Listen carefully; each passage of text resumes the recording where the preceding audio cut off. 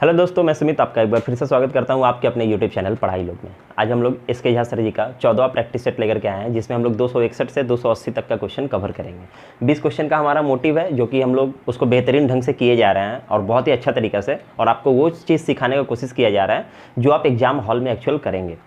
मतलब कि कम टाइम में सवाल बनाना, कम टाइम में सवाल बनाना। जहाँ फार्मूला का यूज है वहाँ फार्मूला का यूज करेंगे, जहाँ फार्मूला का यूज नहीं है वहाँ फार्मूला का यूज नहीं करेंगे। इसी टाइप से हमारा क्लास चल रहा है।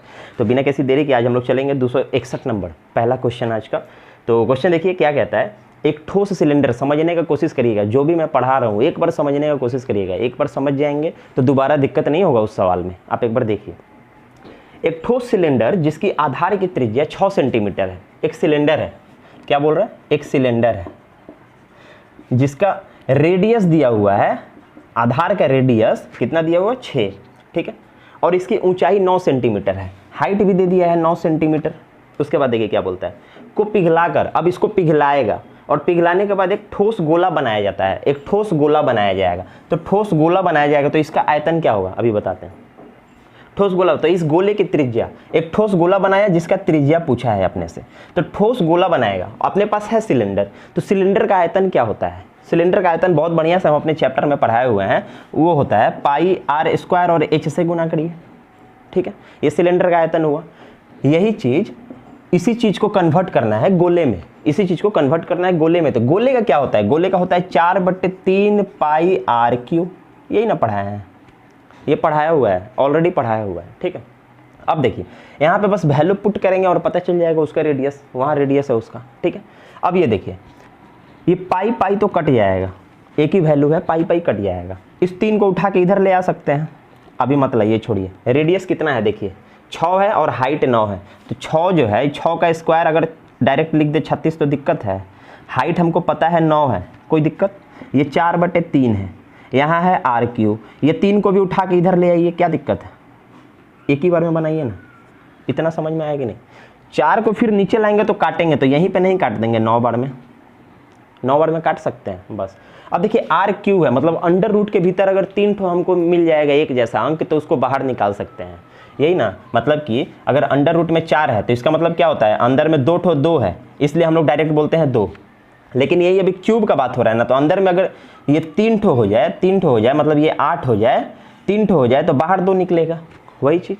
अब यहाँ देखिए, इसको हम तोड़ के लिखेंगे, कैसे लिखेंगे, हम बोले 3 गुने 3 गुने 3 गुने 9। 9 को रहने दिए, 9 को 3 3 में तोड़ दिए। अब इधर है मेरा आर क्यू, आर क्यू।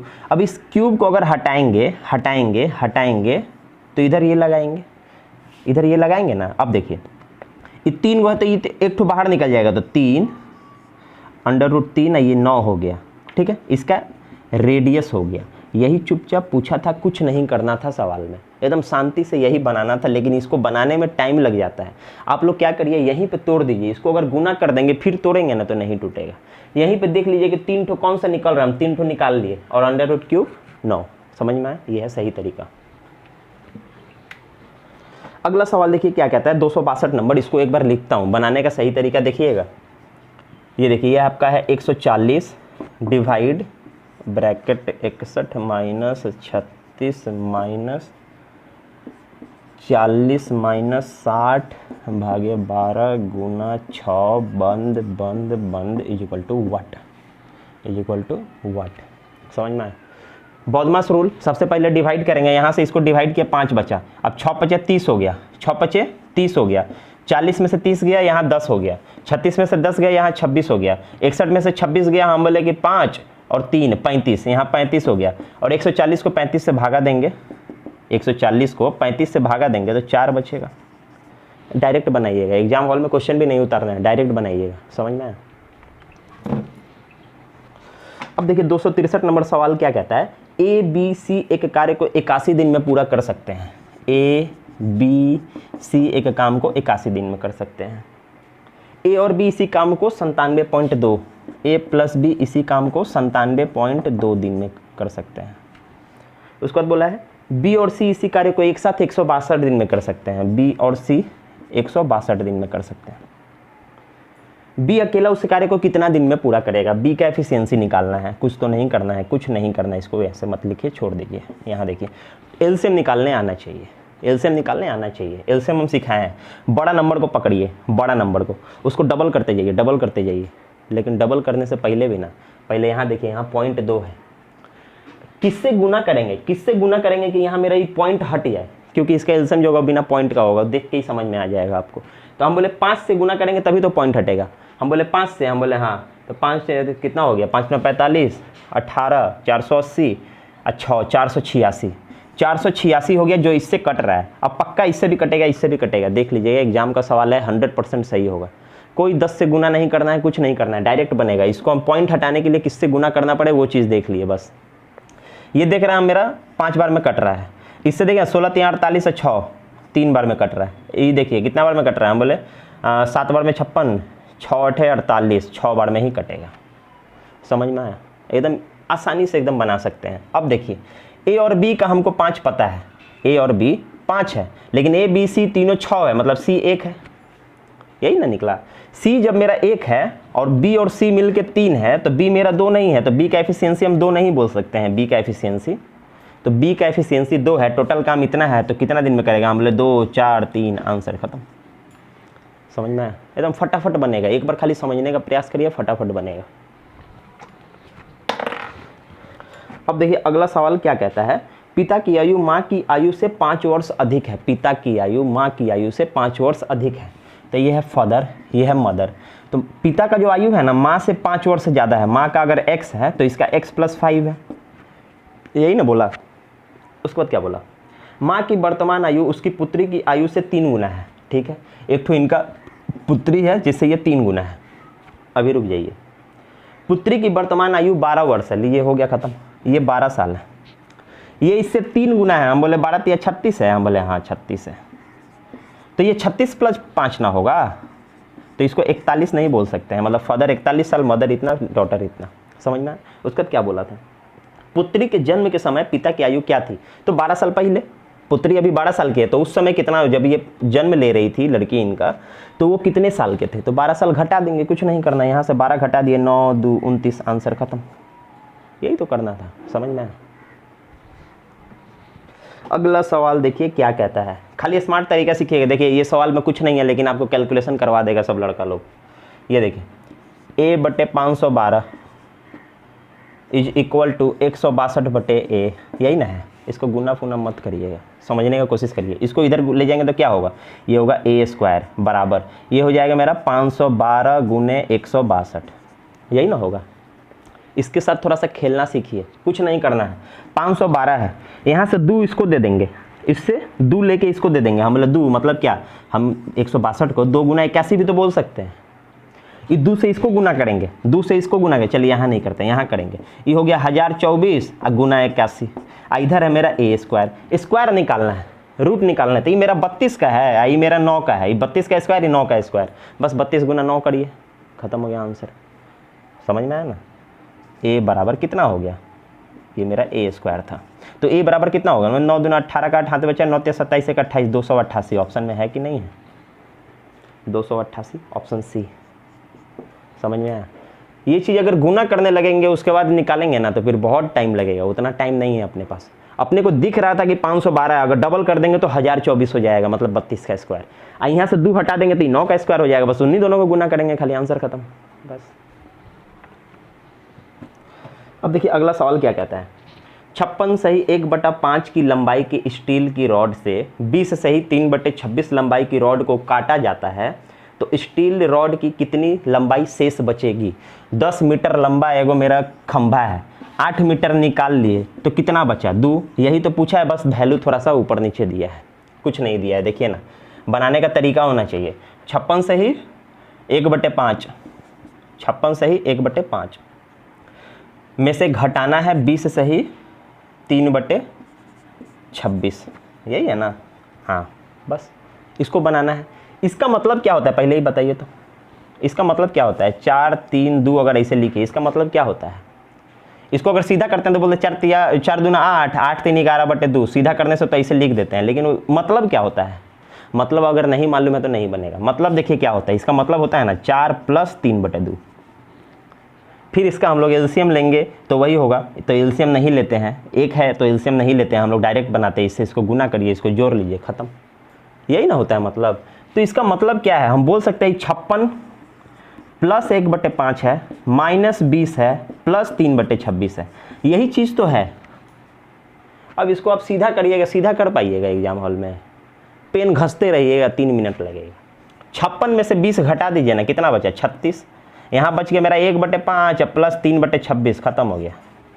यही ना, यही ना करना है। अब देखिए, सॉरी माइनस ना है, माइनस है, यही ना है।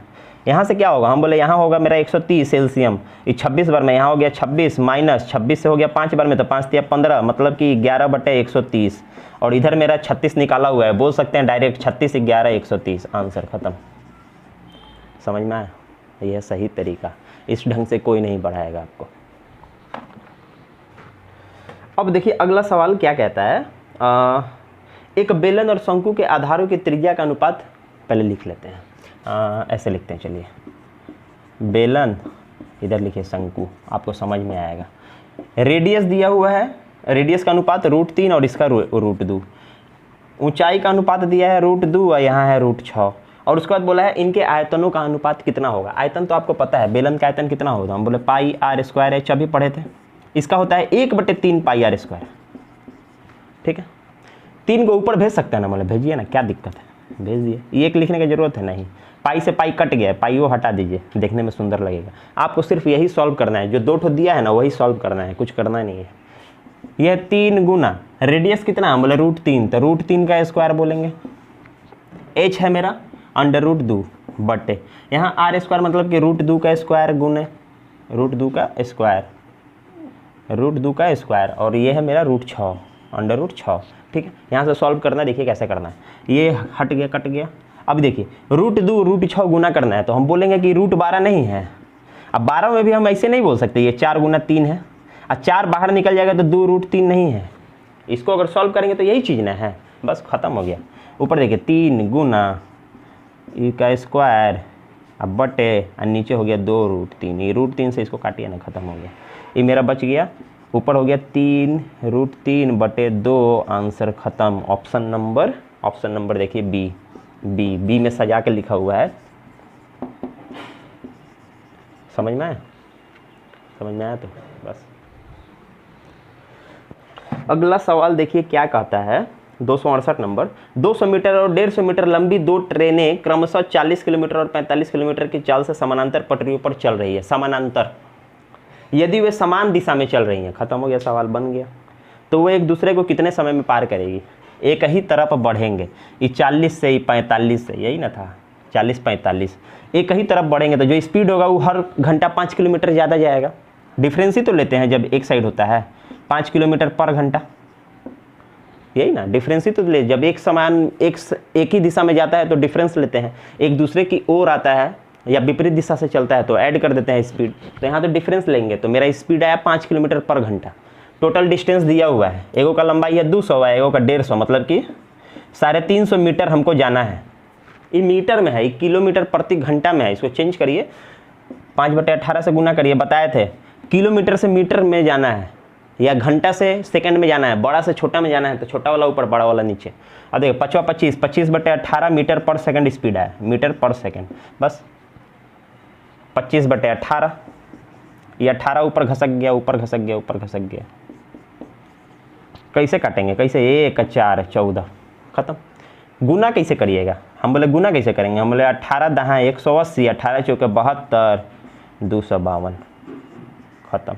252 सेकंड लिख दे, सेकंड, आंसर खत्म। समझ में आया, इतना मीटर का दूरी तय करना था, 350 मीटर का दूरी तय करना था, लेकिन उसका स्पीड था 25/18 मीटर पर सेकंड, वो हर सेकंड में इतना चलता है, हर सेकंड में इतना चलता है, 25/18 चलता है। तो 25/18 से अगर उसको डिवाइड कर दे तो पता नहीं चलेगा कि 350 कितना सेकंड में जाएगा, हम बोले 252 सेकंड में जाएगा, खत्म। समझ में आया। अगला सवाल देखिए क्या कहता है, एक दादाजी और उसके पोती की आयु का अनुपात 9 और 2 है। दादाजी, हाँ हम बोले ग्रैंडफादर, ग्रैंड डॉटर ये लिखते हैं, क्या दिक्कत है, ये 9x है, ये 2x है, दिया हुआ है, ठीक है। उनकी आयु का योग एक पूर्ण वर्ग है। इन दोनों को अगर जोड़ देंगे ना एक तो पूर्ण वर्ग बनेगा। उनकी आयु का अंतर 11 का गुणज है। बस खत्म हो गया, सवाल यहीं बन जाएगा, कुछ नहीं करना है। ऑप्शन ए 90 और 20, ऑप्शन बी 95 25, ऑप्शन सी 72 16 और ऑप्शन डी 99 22। ये मेरे को दिख नहीं रहा इसलिए हम लिख दिया, आपको दिख रहा होगा, समझ में। अब देखिए इन दोनों का जो अंतर है ना, इन दोनों का जो अंतर होगा, इन दोनों रेशियो का जो अंतर होगा वो 11 का गुणज है। कुछ नहीं करना है। ये और मान लीजिए दादाजी है, ये उनकी पोती है, इन दोनों का अंतर 70 है। 70 11 से कटेगा नहीं। इन दोनों का अंतर वही है, नहीं कटेगा। इन दोनों का अंतर हम बोले कभी नहीं कटेगा। इन दोनों का अंतर एकदम कटेगा। 11 से कौन सा कटता है? जब इधर भी 11 का गुणज हो, इधर भी 11 का गुणज हो, तभी वो कटेगा। और ये 9 और 2 है ना, हम डायरेक्ट बोल सकते थे 9 11 का गुणज होना चाहिए, मतलब 99 और ये 22। इसका डिफरेंस भी होगा 77। देखिए 11 से कटेगा। ऑप्शन देखिएगा, मारिएगा। ये सब सवाल में कुछ रहता नहीं है, बनाने का कोशिश मत करिएगा। समझ में आया? अगला सवाल देखिए क्या कहता है। प्रवणता। प्रवणता पता है प्रवणता क्या होता है? y बराबर mx प्लस सी, यही होता है प्रवणता। इसको अभी हम पढ़ाए नहीं है इसलिए ज़्यादा डिटेल में नहीं जाएंगे। डिटेल में क्या जाना है देखिए ना। m अपना दिया हुआ है -4, ठीक है, x प्लस c दिया हुआ है प्रतिच्छेद 2, ठीक है। ये जब हम पढ़ाएंगे ना तो अच्छे से समझा देंगे। ये एक इक्वेशन होता है, इसको याद कर लीजिए। अब देखिए इसको सॉल्व करना है, इसको बनाना है। क्या बनाना है? हम यहाँ से 2 कॉमन लेंगे, y इक्वल टू यहाँ से 2 कॉमन लिए -2x अब +1, ठीक है। ये 2 इधर ले आइए, इधर क्या ले आइए, यहाँ से हटाइएगा तो नीचे आ जाएगा, ठीक है। ये ब्रैकेट हटा देते हैं। ये -2 को भी इधर ले आइए। हम बोले इधर ले आए, हम बोले हाँ, तो इधर ले आए 2x, इधर पहले से +y/2 है, अब बराबर उधर 1 बच गया, ख़त्म हो गया आंसर। समझ में आया? ऑप्शन नंबर है कि नहीं? जा कहाँ गया? ओ बी नंबर, ठीक है। समझ में आया? तो अगला सवाल देखिए क्या कहता है। 271 नंबर। ये तो बार बार बताए हैं। मीन दिया हुआ है, मीन दिया हुआ है 18, स्टैंडर्ड डेविएशन दिया हुआ है 4.5 और कोएफिशिएंट वेरिएंस पूछा है। कोएफिशिएंट वेरिएंस पूछा है। जब भी ये पूछेगा ना, इसका फॉर्मूला होता है स्टैंडर्ड डेविएशन बाई मीन गुना 100। ख़त्म हो गया। कहाँ गया? हाँ, कोएफिशिएंट वेरिएंस का फॉर्मूला होता है स्टैंडर्ड डेविएशन बाई मीन गुना 100। लेकिन इतना याद मत करिएगा, छोटका ऊपर बड़का नीचे गुना 100, ख़त्म।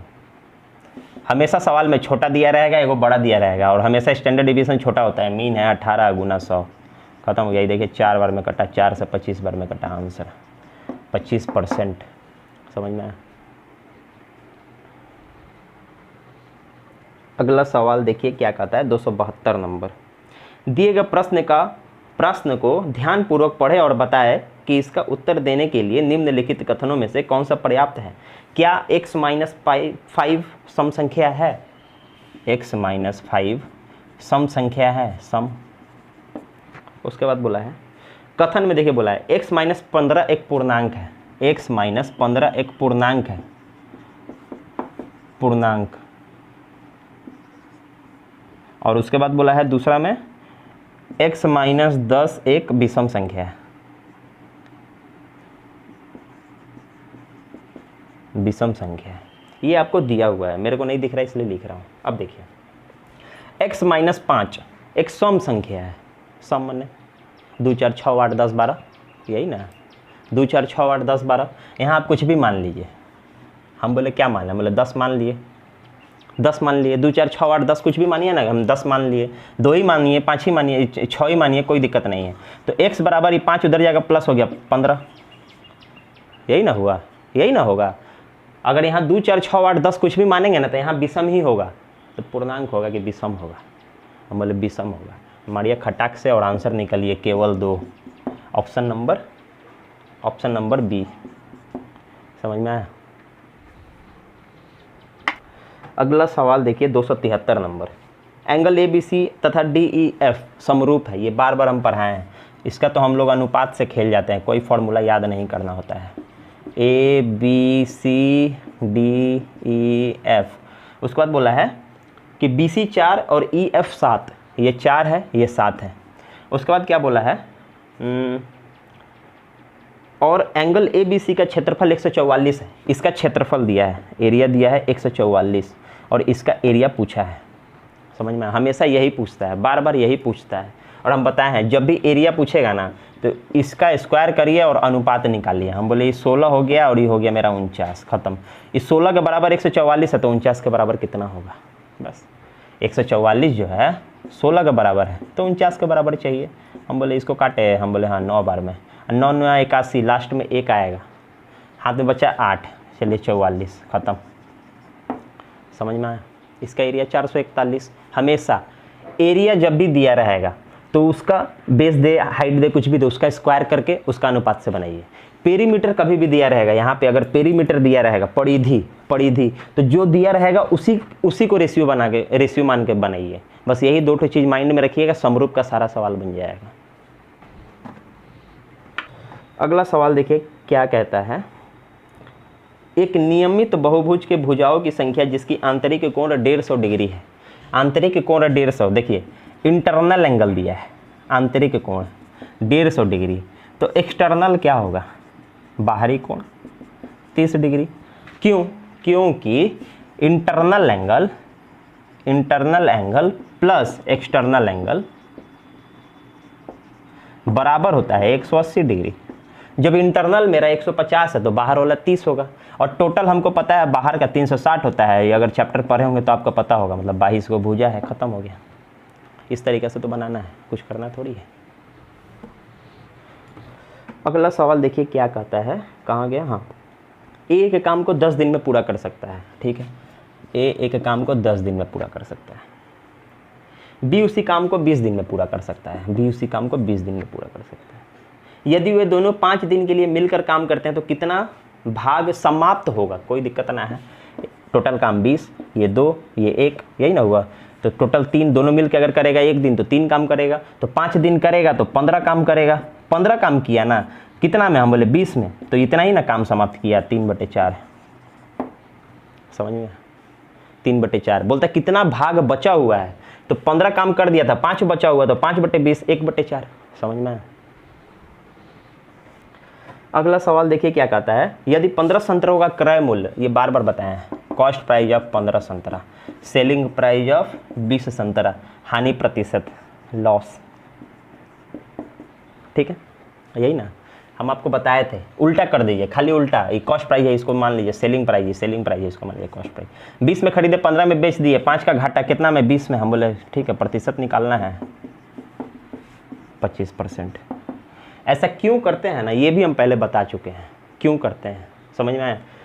इसको खाली उल्टा किए, हमको मालूम चला 20 रुपये में खरीदे हैं, कॉस्ट प्राइस 20 रुपये में खरीदे हैं, 15 में बेचे हैं, मतलब 5 रुपये का घाटा हुआ, पॉकेट से लगा 20 रुपये, तो 20 रुपये नीचे, गुना 100% निकालना था, 25%। क्यों करते हैं एक बार समझा देते हैं। चलिए, बोला था 15 का क्रय मूल्य कॉस्ट प्राइस बराबर है 20 का विक्रय मूल्य सेलिंग प्राइस।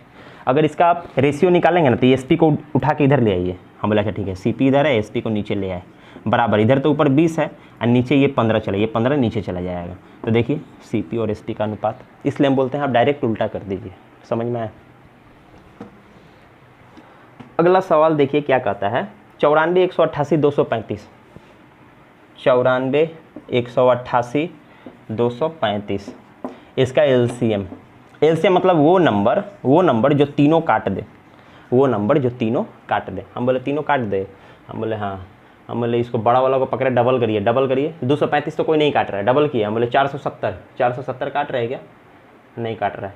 हम बोले एक काम करिए, इसको और डबल करिए, 470 का डबल 940 ही काट रहा है, आई 18×5 90, हाँ 940 ही तो कट रहा है, 18×5 90, 8×5 40, समझ में आया। 940 ही कट रहा है, 940 ही आंसर, ऑप्शन नंबर ए।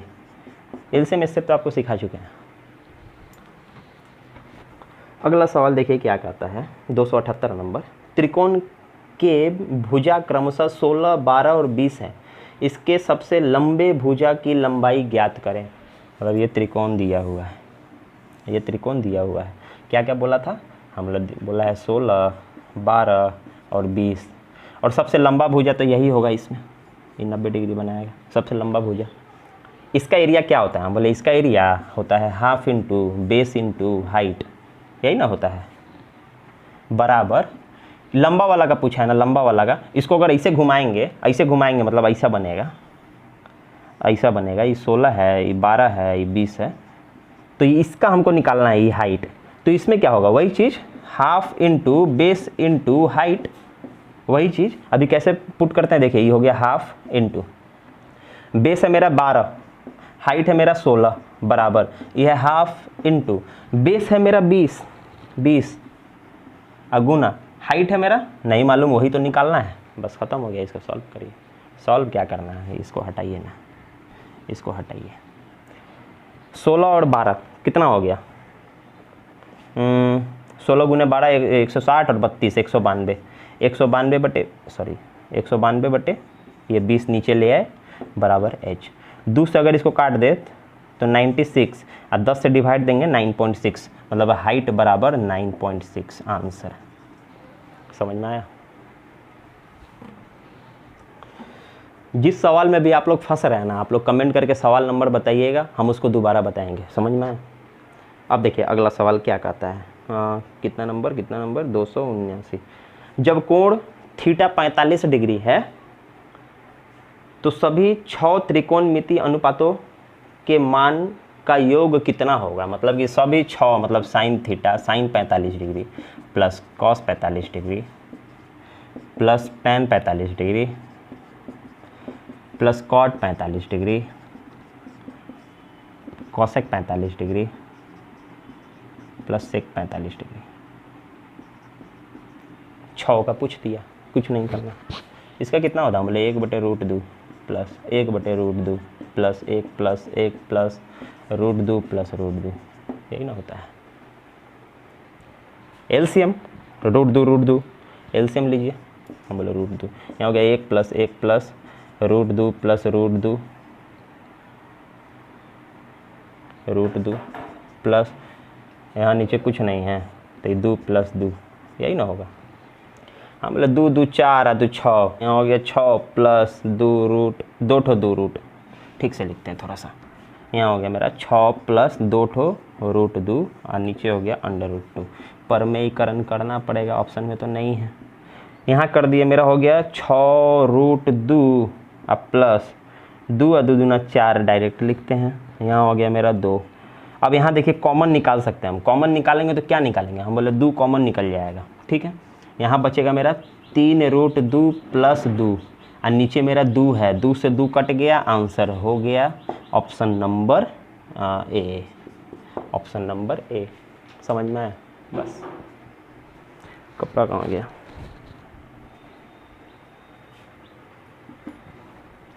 अगला सवाल देखिए क्या कहता है, थोड़ा सा डायग्राम है, बना ले, ज़्यादा समझ में आएगा। MNL 11 8 6 7 9 41 18 बोला है वेन आरेख उन छात्रों को दर्शाता है जो एक कक्षा में 3 खेल MNL खेलते हैं। खेलने वाले छात्रों की कुल संख्या, ये एल खेलने वाला संख्या है, ये वाला संख्या। अरे तो 9 6 15 15 33 33 7 40, ख़त्म।